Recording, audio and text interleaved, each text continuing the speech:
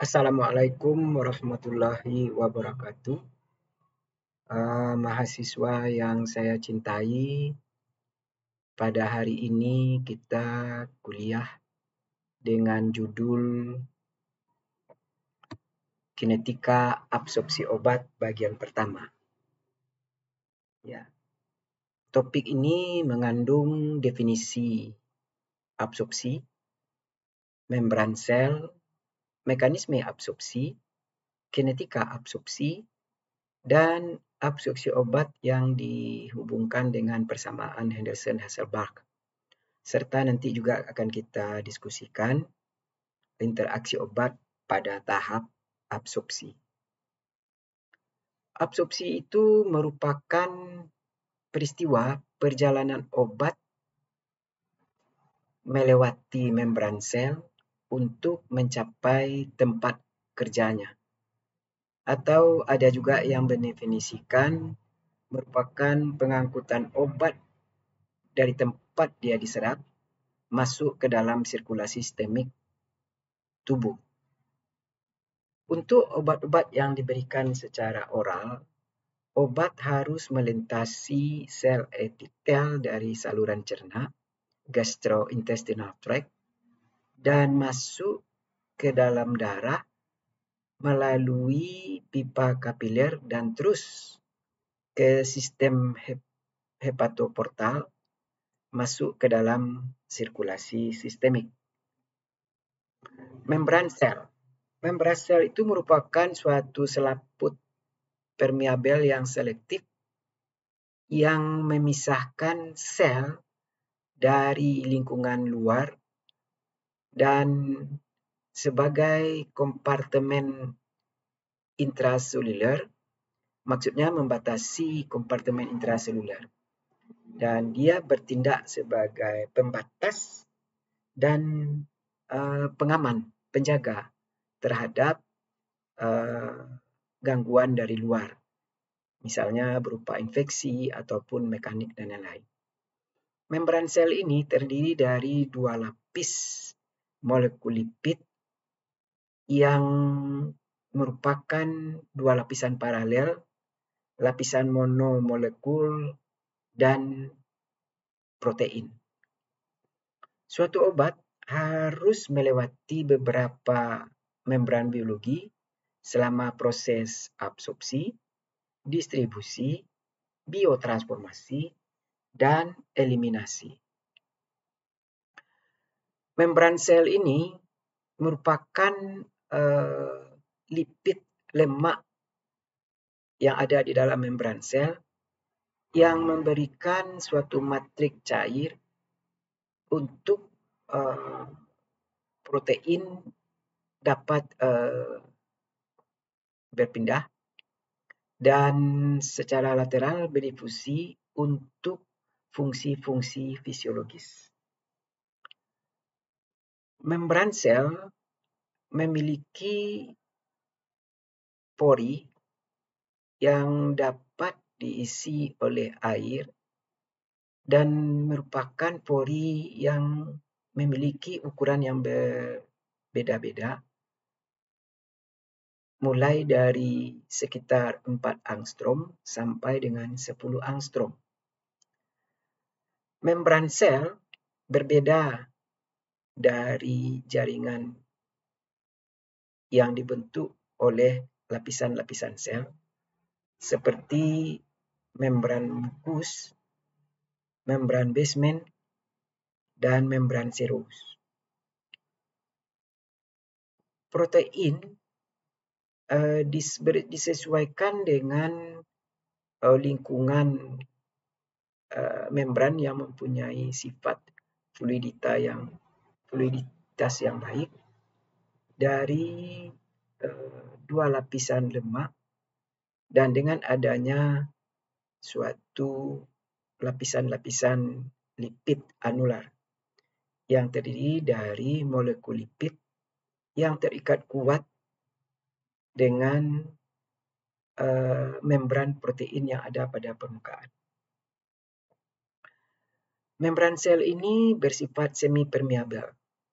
Ini maksudnya beberapa jenis molekul maksudnya dapat berdifusi melewati lapisan lipid bilayer, tetapi tidak dapat dilewati oleh molekul lainnya.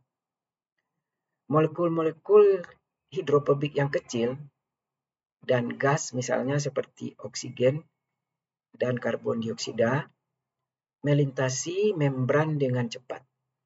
Jadi senyawa hidrofobik pun bisa dikeluarkan dari tubuh ya. Terutama untuk molekul-molekul yang kecil dan berupa gas. Jadi kalau gas seperti oksigen dan karbon dioksida dan juga etanol itu bisa juga melewati membran sel keluar dari paru-paru dan dikeluarkan sebagai udara pernafasan. Nah, karena itu orang yang meminum alkohol setelah beberapa lama nafasnya bisa bau alkohol karena alkoholnya dikeluarkan melalui udara pernafasan. Ini gambar dari struktur membran sel. Yang sebelah atas ini ya itu untuk bagian luar sel, sedangkan yang bagian bawahnya untuk bagian dalam sel. Yang panjang-panjang ini adalah merupakan ekor yang bersifat hidrofobik ya, karena terdiri dari asam lemak.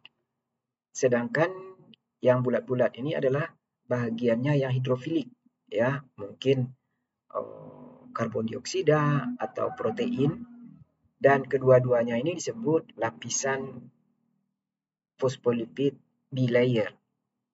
Nah, secara keseluruhan membran sel ini bersifat hidrofobik ya, walaupun ada bagian hidrofiliknya. Jadi karena bagian hidrofobiknya banyak dibandingkan dengan bagian hidrofilik, maka secara umum membran sel kita ini bersifat lipofil. Secara lebih detail, ini membran sel yang lebih lengkap ya. Ada bagian lemak yang nonpolar, fosfolipid bilayer seperti yang sudah saya jelaskan tadi. Kemudian yang bulat-bulat itu adalah bagian kepalanya yang bersifat hidrofil, seperti yang saya katakan tadi, mungkin berupa COOH ya, atau juga berupa senyawa hidrofil yang lain seperti ditutupi oleh protein misalnya. Nah, kemudian di dalam bagian lemak ini juga terdapat senyawa yang bersifat hidrofob lainnya yaitu kolesterol. Ada di dalam lapisan lemak bilayer ini. Dan protein sendiri ada yang terdapat di sepanjang melintang membran sel ini.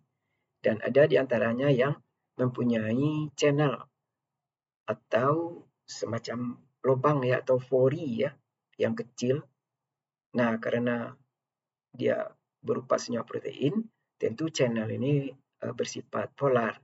Nah, tentu saja molekul-molekul kecil yang bersifat polar bisa melewati channel ini. Membran sel ini juga ada mengandung karbohidrat ya, walaupun tidak banyak, dan juga mengandung glikoprotein ya, dan juga alfa helic protein. Mekanisme absorpsi obat. Obat masuk ke dalam sel, apakah itu dinding usus ya, melalui peristiwa difusi pasif, transportasi pasangan ion, transport aktif, difusi dipermudah, transport melalui pori, dan pinositosis. Kadang-kadang juga disebut dengan endositosis. Untuk lebih jelasnya, silakan Anda perhatikan gambar ini. Ini menjelaskan bagaimana mekanisme obat diabsorpsi. Untuk para selular transport itu di antara dua sel ya, antara dua sel ada celah yang kita sebut dengan paraselular dan molekul obat dapat melewati celah ini secara pasif. Kemudian yang paling umum, difusi pasif, molekul obat yang sudah larut lemak bisa masuk ke dalam membran sel, masuk ke dalam sel. Dan tentu saja nantinya terus berpindah ke sel yang lainnya, akhirnya sampai ke dalam pembuluh darah. Kemudian difusi dipermudah. Ya, peristiwa difusi dipermudah ini sama dengan difusi biasa ya, tapi lebih dipercepat atau dibantu oleh transport, ya, sehingga disebut dengan difusi terfasilitasi atau difusi dipermudah, sehingga obat dengan lebih cepat dapat berdifusi dari luar sel ke dalam membran sel. Kemudian ada juga mekanisme transport aktif. Ya, ini melalui bantuan enzim atau energi ya. Molekul obat yang datang dari luar ditangkap oleh enzim. Kemudian enzimnya masuk di dalam sitoplasma, kemudian dibawa ke bagian lainnya. Tentu saja nanti obat ini di bagian lain dilepaskan dan masuk ke dalam pembuluh darah atau sebelumnya masuk ke dalam membran sel yang berikutnya. Difusi pasif. Seperti yang saya sudah jelaskan tadi, bahwasanya mekanisme absorpsi obat yang paling umum itu adalah melalui difusi pasif, yaitu merupakan perpindahan molekul obat ya yang terjadi dari sisi bagian yang konsentrasinya tinggi ke bagian lain yang konsentrasinya rendah. Ya, dengan demikian tenaga penggerak untuk berpindahnya obat ialah karena perbedaan konsentrasi. Sehingga seperti kita turun bukit ya, menggunakan transport, jadi tanpa menggunakan energi, tanpa menggas kendaraan kita bisa turun sendiri ke bawah. Nah, seperti itulah dengan difusi pasif itu. Dia dapat berpindah sendiri karena perbedaan konsentrasi. Obat-obat yang larut air, apalagi sudah terionisasi atau senyawa yang polar, itu bisa diserap melalui channel aqueous atau pori yang bersifat hidrofil di membran sel. Tadi kita sudah bahas bahwasanya membran sel itu ada yang terdiri dari protein ya. Ya, bagian protein ini ada celah sehingga senyawa-senyawa obat yang larut air bisa juga berpindah dari luar ke dalam sel. Sedangkan untuk obat-obat yang larut lemak, artinya tidak terionisasi atau non-polar, dia dapat diserap langsung melalui membran sel. Ingat ya, membran sel kita kan bersifat lipofil, sehingga senyawa-senyawa yang lipofil, lipid, mudah berpindah melalui membran tersebut. Peristiwa difusi pasif ini tergantung kepada pKa obat dan pH medium. Jadi keasaman medium tempat obat berpindah itu berpengaruh juga terhadap perpindahan obat karena akan mempengaruhi bentuk terion atau bentuk molekul dari obatnya. Nah, itu tergantung dari pKa dan pH lingkungan. Difusi pasif ini terjadi karena terjadinya ada perbedaan konsentrasi yang sangat bermakna dari yang tinggi ke yang rendah. Dan dia tergantung dari kelarutan dalam lemak. Difusi pasif tidak membutuhkan energi. Dan juga tidak membutuhkan alat pembawa. Dan peristiwa difusi pasif tidak selektif. Dan tidak dapat terjadi kejenuhan. Ya. Tidak, karena dia tidak membutuhkan enzim, tidak membutuhkan energi untuk berpindah. Dia hanya berpindah karena perbedaan konsentrasi. Ya, ingat tadi dari konsentrasi yang tinggi ke konsentrasi yang rendah. Jadi tidak membutuhkan energi dan tidak dapat menjadi jenuh. Dan peristiwa difusi pasif ini berlangsung pada umumnya ya, untuk obat-obat pada umumnya peristiwa absorpsinya melalui difusi pasif ini. Untuk gambar ini bisa dilihat ya, ada lipid bilayer yang tadi itu, yang bulat-bulat itu yang bagian yang polarnya, kemudian bagian yang panjang-panjang seperti garis itu bagian yang non-polarnya, itu asam lemak ya. Kemudian yang bawahnya juga bagian yang polarnya. Satu mengarah keluar sel dan satu ke dalam sel ya. Nah, pada tahap awal itu banyak sekali molekul obat di luar sel. Nah, ingat ya, banyak sekali. Ya, waktu obat kita larutkan terdisolusi, misalnya tablet terdisolusi, begitulah gambarannya yang sebelah kiri ini. Banyak molekul obat di luar sel. Sedangkan di dalam sel, kosong. Tidak ada sama sekali. Nah, ini berarti perbedaannya itu tak berhingga ya. Sangat-sangat besar sekali.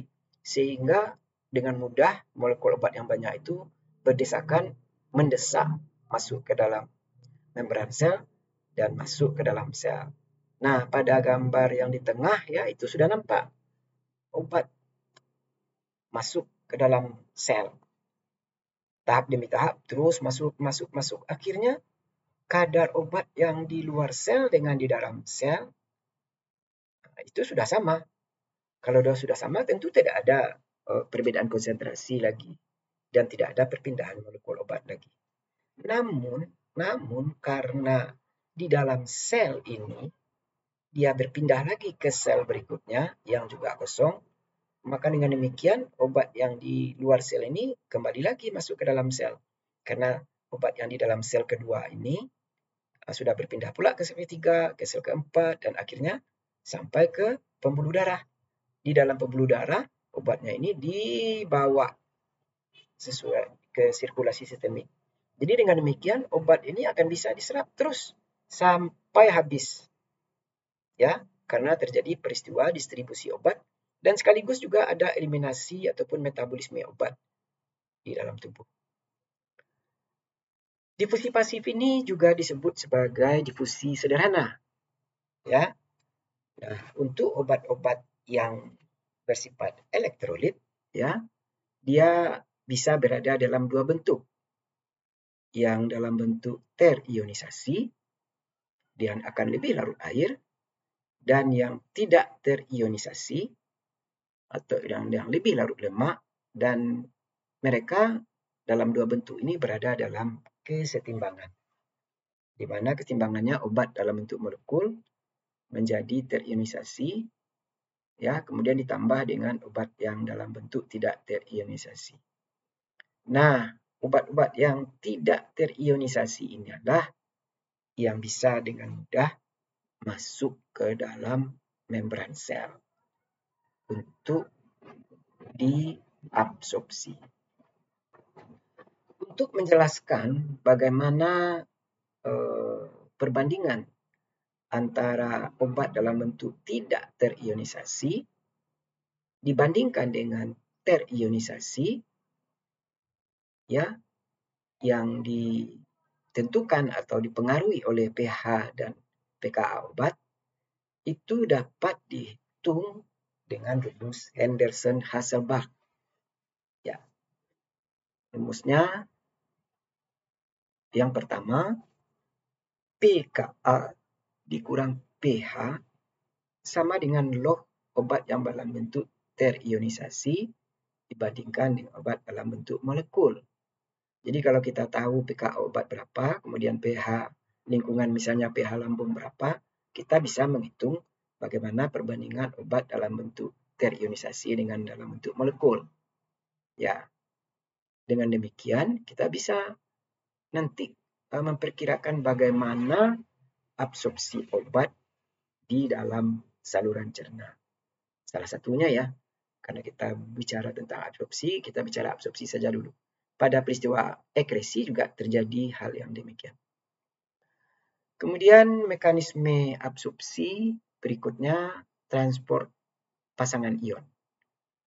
Obat dapat berpenetrasi ke dalam membran sel dengan membentuk suatu senyawa kompleks yang reversibel dengan ion-ion endogenus saluran cerna seperti musin. Jadi musin ini senyawa endogenus yang bisa terion dan dia terikat dengan obat yang tentu saja dengan muatan yang berbeda sehingga nanti bergabung dan dia membawa molekul obatnya dan bisa masuk ke dalam membran sel. Maaf. Contohnya misalnya sulfonil urea. Di gambar ini nampak ya, itu bagaimana molekul obat kemudian berikatan dengan endogenus yang berupa terion tadi. Dia tangkap obatnya, kemudian masuk ke dalam membran dan nanti dilepaskan lagi. Ionisasi obat. Nah, seperti dikatakan tadi, tergantung dengan pKa obat dan ya pH lingkungan. Apa pKa obat itu? pKa obat itu adalah konstanta disosiasi atau lebih tepatnya konstanta ionisasi ya. Konstanta ionisasi. Apa itu? Yaitu pH di mana sebagian senyawa itu berada dalam bentuk terionisasi dan sebagiannya dalam bentuk tidak terionisasi. Nah, pH lingkungan atau pH medium atau pH misalnya cairan lambung ya akan mempengaruhi ionisasi obat. Nah, tergantung pH-nya nanti ya bisa dia mempengaruhi molekul obatnya apakah membentuk garam terionisasi atau dalam bentuk molekul. Jadi untuk obat-obat yang asam lemah dia bagus atau mudah ya diabsorpsi di lambung. Jadi bukan banyak ya, mudah diabsorpsi di lambung. Kenapa? Ya karena asam lemah di dalam lingkungan lambung yang asam dia banyak dalam bentuk molekul. Ya, ingat ya waktu di SMA dulu kita belajar asam tambah basa, garam tambah air. Garam lebih mudah larut air dan mudah terionisasi. Nah, untuk obat basa lemah ya di dalam lambung bagaimana kejadiannya? Untuk basa lemah di dalam lambung dia akan banyak membentuk garam. Ingat tadi ya, asam tambah basa atau basa tambah asam sama dengan garam tambah air. Untuk obat yang basa lemah di dalam lambung yang asam akan membentuk garam. Membentuk garam berarti mudah larut, mudah terionisasi. Susah dia diabsorpsi di lambung. Namun sebaliknya, kalau di usus, dia lebih mudah diserap. Kenapa? Ya karena asam lemah di dalam lingkungan basa, basa lemah di dalam lingkungan basa. Ingat lagi ya, jangan sampai salah. Basa lemah dalam lingkungan basa, dia akan banyak dalam bentuk molekul. Dan bentuk molekul ini kan lebih larut lemak. Kalau lebih larut lemak, tentu lebih mudah diserap di usus, di saluran cerna. Pengaruh pH terhadap absorpsi obat. Ya, Anda bisa mencoba-coba menghitung nanti ya, gunakan rumus Anderson-Hasselbalch ya. Untuk asam salisilat misalnya, pKa-nya 3. Ya, kemudian dia berada di dalam lambung yang pH-nya 2. Oh ya, saya ingat ya. Ini buku membuat contoh asam salisilat ya. Kurang bagus ya. Karena asam salisilat ini sangat berbahaya di dalam lambung kita ini. Sifat iritasinya lambungnya sangat kuat ya. Jadi hanya untuk, ingat ya, hanya untuk contoh perhitungan ionisasi. Bukan contoh untuk terapi ya. Nah, kita lihat lagi molekul asam salisilat ini pKa-nya 3. dia berada di dalam lingkungan lambung yang pH-nya 2. Nah, jadi kalau begini, dia obat asam dalam lingkungan asam, ya tentu saja dia lebih banyak dalam bentuk ya molekul dibandingkan dengan dalam bentuk ion. Ya.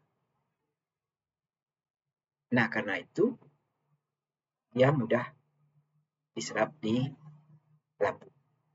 Nah, bagaimana pula? Coba Anda perkirakan ya. Prinsipnya dulu, mana yang lebih mudah diserap di lambung ini, yang pH-nya 3 ya. Ini pH-nya kita nyatakan 3 ya, karena pH lambung itu bervariasi juga. Mulai dari 1,5, 2, sampai 3. Dan kenapa? Mana yang lebih mudah diserap? Misalnya prokain dengan pKa 8,9, aspirin dengan pKa 3, warfarin dengan pKa 5. Di dalam lambung yang pH-nya 3, mana yang lebih mudah diserap? Nah, tentu saja yang lebih mudah diserap adalah yang banyak dalam bentuk molekul. Nah, yang pertama saudara coba hitung ya. Bagaimana perbandingan obat dalam bentuk ion dan dalam bentuk molekul dari ketiga obat ini. Nah, setelah itu saudara bisa mengambil kesimpulannya. Ya. Namun kalau Anda mengerti dengan prinsip asam basa tadi, saudara tanpa menghitung bisa memperkirakan mana yang kira-kira yang lebih mudah diserap di dalam lambung. Ya. Ini juga berikutnya suatu latihan juga untuk saudara ya. Coba saudara urutkan ini 3 obat ini. Mana pula dia yang mudah diserap di usus ya. Kalau tadi di lambung, sekarang di usus. Yang pH-nya 7,8. Ya, untuk propranolol yang pK-nya 9,4. Aspirin yang pKa-nya 3, dan warfarin yang pKa-nya 5. Kemudian mekanisme absorpsi berikutnya, transport aktif. Ya, namanya saja sudah transport aktif, tentu kita sudah bisa memperkirakan untuk membawa molekul obatnya harus dimediasi, harus dibantu oleh mekanisme transportasi. Ya, tentu ada yang membawanya, pakai enzim ya. Namun mekanisme ini jarang terjadi, tidak seperti difusi pasif ya. Kalau difusi pasif pada umumnya hampir semua obat melalui difusi pasif. Kemudian kalau transport aktif ini terjadi melawan gradien konsentrasi. Ya, dari rendah ke konsentrasi tinggi. Ingat ya, dari konsentrasi yang rendah ke konsentrasi yang tinggi. Kalau difusi pasif bagaimana? Iya, sebaliknya. Dari konsentrasi yang tinggi ke konsentrasi yang rendah. Dan tentu saja transport aktif ini membutuhkan alat pembawa dan membutuhkan energi. Dan selektif artinya tidak banyak obat yang bisa dipindahkan dengan transportasi aktif ini dan dia dapat menjadi jenuh. Oh iyalah, kenapa? Karena dia membutuhkan enzim. Enzim itu kan jumlahnya tetap di dalam tubuh. Tidak berubah. Kalau kita naikkan dosis, jumlah enzim segitu juga. Tetapi obat yang mau dibawa meningkat, misalnya 2 atau 3 kali lipat. Ya, misalnya ada yang dosis 250, 2 kali lipatnya 500. Ya, enzimnya segitu juga. Jumlah molekul obat yang akan berpindah banyak. Tentu enzimnya tidak sanggup untuk membawa obatnya. Maka terjadi kejenuhan. Ya. Nanti di dalam farmakogenomik akan kita pelajari lebih dalam lagi. Dan untuk transfer aktif ini, dia membutuhkan energi. Senyawa yang dipindahkan atau diabsorpsi melalui mekanisme transport aktif ini contohnya adalah glukosa dan asam amino. Ya. Glukosa dan asam amino. Untuk lebih jelasnya, saudara lihat ya, gambar yang di sebelah kiri bawah ini. Ini mekanisme transport aktif ya. Kalau yang sebelah kirinya itu yang berdasarkan difusi. Ya. Dia langsung berpindah saja karena perbedaan konsentrasi.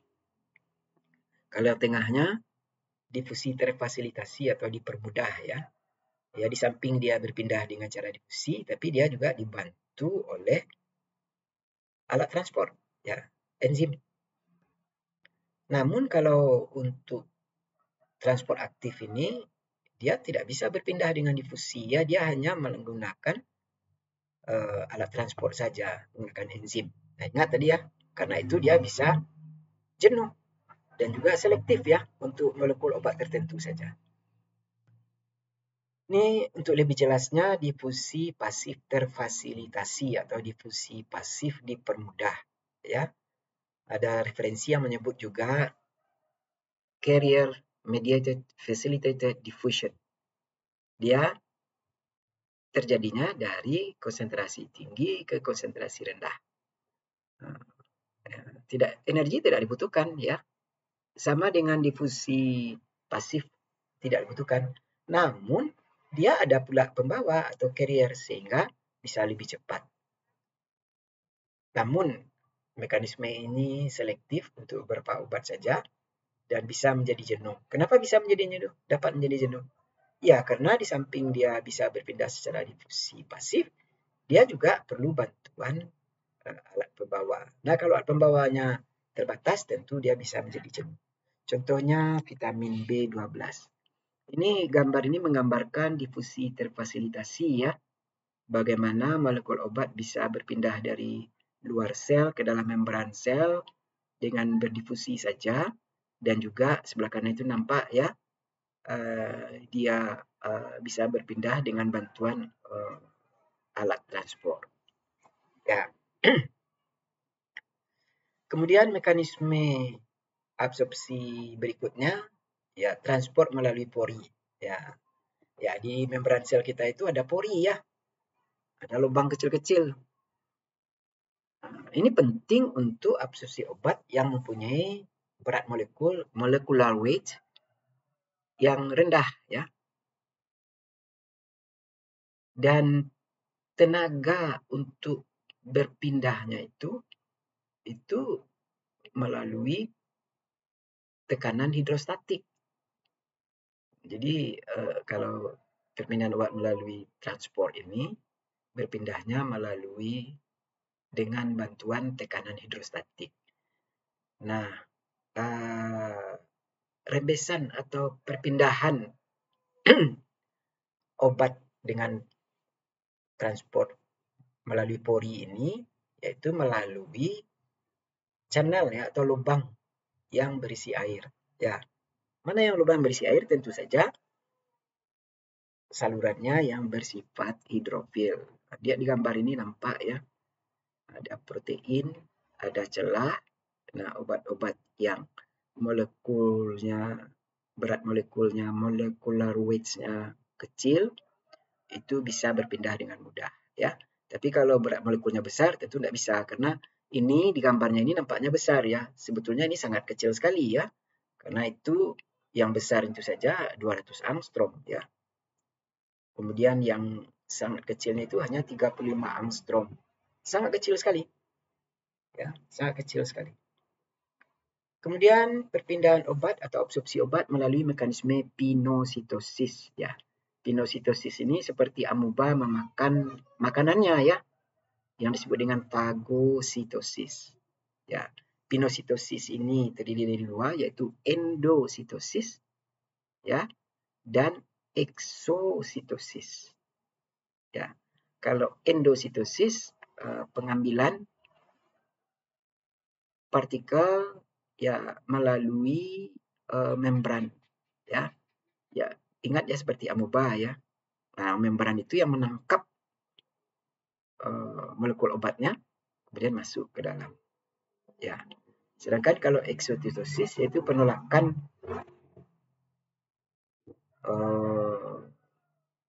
ikatan membran dengan partikel. Kalau tadi dia menarik ya, dia menangkap, sekarang dia yang eksositosis ini menolak.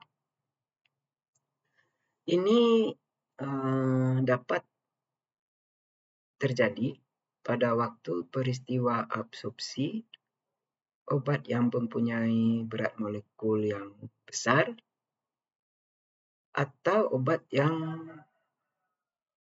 sangat sukar larut di dalam lemak. Jadi untuk obat yang molekul besar yang sangat sukar larut dalam lemak bisa juga diabsorpsi melalui peristiwa pinositosis. Yang molekul besar ini mungkin contohnya ini ya.